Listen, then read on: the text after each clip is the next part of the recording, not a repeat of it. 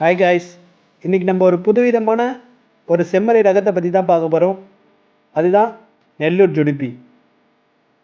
இதோட பேர் சொல்லும் போதே உங்களுக்கு தெரிஞ்சிருக்கும் இது எந்த ஊரை பூர்வீகமாக இருக்குன்னு சொல்லிட்டு.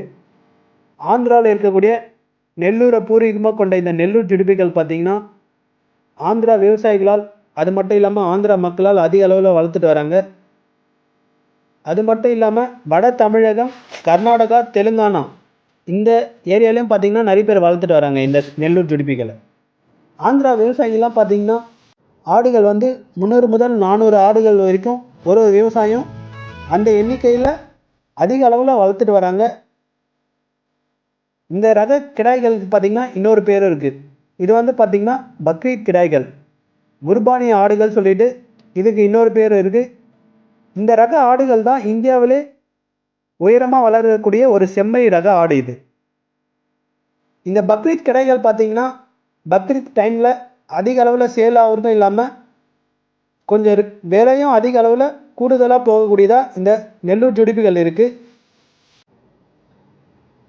ஆந்திராவில் பார்த்திங்கன்னா இதை மேய்ச்சல் முறையில் நிறைய பேர் வளர்த்துட்டு வராங்க. வட தமிழகத்தில் பார்த்திங்கன்னா நிறைய பேர் பரன் முறையில் வளர்த்துட்டு வராங்க. மேய்ச்சல் இல்லாமல் கான்சன்ட்ரேட்டட் ஃபீட், இந்த உலர் தீவனம், அடர் தீவனம், பசுந்தீவனம் இந்த முறையில் நிறைய பேர் வட தமிழகத்தையும் வளர்த்துட்டு வராங்க. இந்த ரக குட்டிகள் பார்த்திங்கன்னா 3லேருந்து 4 கிலோ பிறக்கும் போதே இந்த வெயிட்டில் பிறக்குது இந்த குட்டிகள். அது மட்டும் இல்லாமல் அடுத்த 45 நாள்லேயே ஒரு 15 கிலோ வரைக்கும் வெயிட்டு போடக்கூடியதாக இந்த நெல்லூர் ஜுடிப்பிகள் இருக்குது. அதனால் இதோட மீட் குவாலிட்டியும் இந்த ப்ரீடிங் பர்பஸும் பார்த்திங்கன்னா நல்லா இருக்குது. இந்த நெல்லூர் ஜுடிப்பிகள் பார்த்திங்கன்னா வெயில் மற்றும் மழை காலம் இந்த 2 காலத்துக்குமே பார்த்திங்கன்னா ஏற்றதாக இருக்கக்கூடியதாக இருக்குது. இதனால தான் இதோட வெயிட் கெயினும் நல்லா இருக்குது. அதே மாதிரி நோயும் பார்த்திங்கன்னா கொஞ்சம் நோய் தாக்குதலும் இந்த ரக ஆடுகளுக்கு கொஞ்சம் கம்மியாக தான் இருக்குது. இதோட நோய் மேலாண்மை பற்றி நம்ம முதல்ல பார்க்கலாம் வாங்க. இந்த ரக ஆடுகளுக்கு பார்த்திங்கன்னா கழிச்சல்ன்றது சுத்தமாக இல்லைன்னு சொல்லலாம். ஒரு 10% எங்கேயாச்சும் வரக்கூடிய வாய்ப்பு இருக்குது. அது மட்டும் இல்லாமல் நீங்கள் இந்த ரக ஆடுகளுக்கு பார்த்திங்கன்னா இப்போது பரன் முறையில் வளர்க்குறீங்கன்னா ஒரு 6 மாதம் நீங்கள் பேட்ச் குவான்டிட்டி அது மாதிரி எடுக்கிறீங்கன்னா டிவார்மிங் பண்ணுறது ரொம்ப ரொம்ப அவசியம். 3 மாதத்துக்கு ஒரு வாட்டி நீங்கள் டிவார்மிங், குடற்புழு நீக்கம் பண்ணுறது அவசியமாக இருக்குது இந்த ரக ஆடுகள்.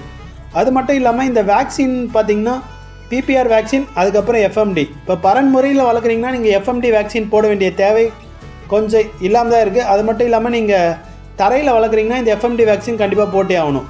இந்த ஃபுட் அண்ட் மவுத் டிசீஸ் பார்த்திங்கன்னா மழை காலத்தில் முக்கியமாக வர மாதிரி இருக்கும். நீங்கள் அந்த செப்டம்பர் காலத்துலேயே நீங்கள் இந்த எஃப்எம்டி வேக்சின் போட்டிங்கன்னா அடுத்த 3 மாதம் மழை மற்றும் பனி காலத்தில் நீங்கள் எளிதாக வளர்க்கக்கூடியதாக இருக்கும் இந்த ரக ஆடுகளை. தீவன மேலாண்மை நம்ம ஆல்ரெடி சொன்னது தான். ஆந்திராலாம் பார்த்திங்கன்னா நிறைய பேர் முக்கால்வாசி மேய்ச்சல் முறையில் தான் வளர்த்துட்டு வராங்க. இதை நம்ம மேய்ச்சல் முறையிலும் வளர்க்கலாம். அதே மாதிரி நம்மக்கிட்ட ஒரு இடம் இருக்குன்னா நம்ம பசுந்தீவன முறையிலையும் இந்த பில் வகைகளான சூப்பர் நேப்பியர், மல்பெரி, ஜிஞ்சுவா, இது மாதிரி வேலி மசாலா, இது மாதிரி பில் வகைகள் இந்த ஆடுகளுக்கு ஏற்ற மாதிரி இருக்க ரகங்களான பில் ரகங்கள் நீங்கள் சாப் கட்டரில் போட்டும் ரெகுலராக 3 வேலையும் கொடுக்கலாம். அது மட்டும் இல்லாமல் உலர் தீவனமான கடலைக்கொடி, இந்த கான்சைலேஜ் இதை மாற்றி மாற்றி நீங்கள் 3 வேலையும் கொடுத்துட்டு வரலாம்.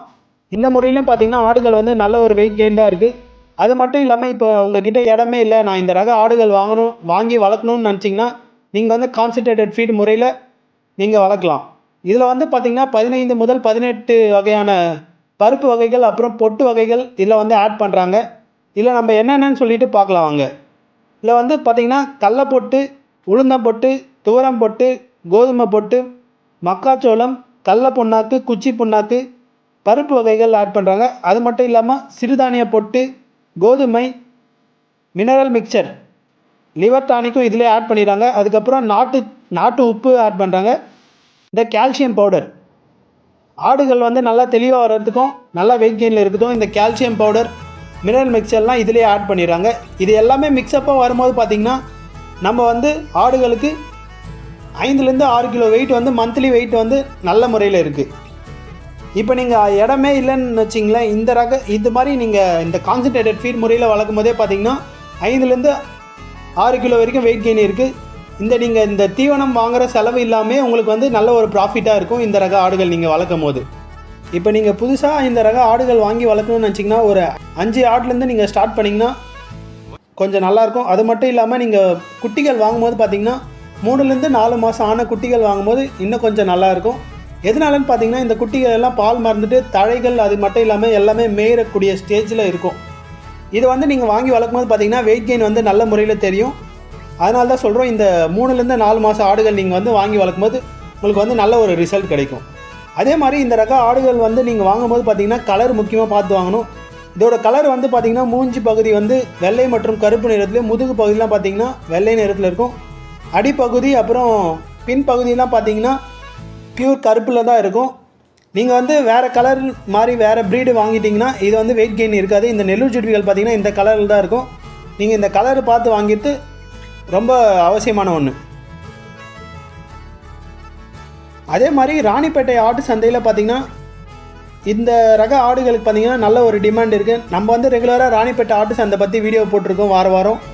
இந்த ரக ஆடுகள் பார்த்திங்கன்னா தமிழ்நாட்டில் பார்த்திங்கன்னா ராணிப்பேட்டை ஆட்டு சந்தை மட்டும் இல்லாமல் கிருஷ்ணகிரி குந்தாரப்பள்ளி ஆட்டு சந்தையில் அதிக அளவில் இருக்குது. அது மட்டும் இல்லாமல் ஆந்திராவோடைய கூடூர் மார்க்கெட், சாந்திபுரம் மார்க்கெட்லாம் பார்த்திங்கன்னா வியாபாரிகள் தமிழ்நாட்டிலேருந்து வியாபாரிகள் போய்ட்டு அதிக அளவில் எடுத்துகிட்டு வராங்க.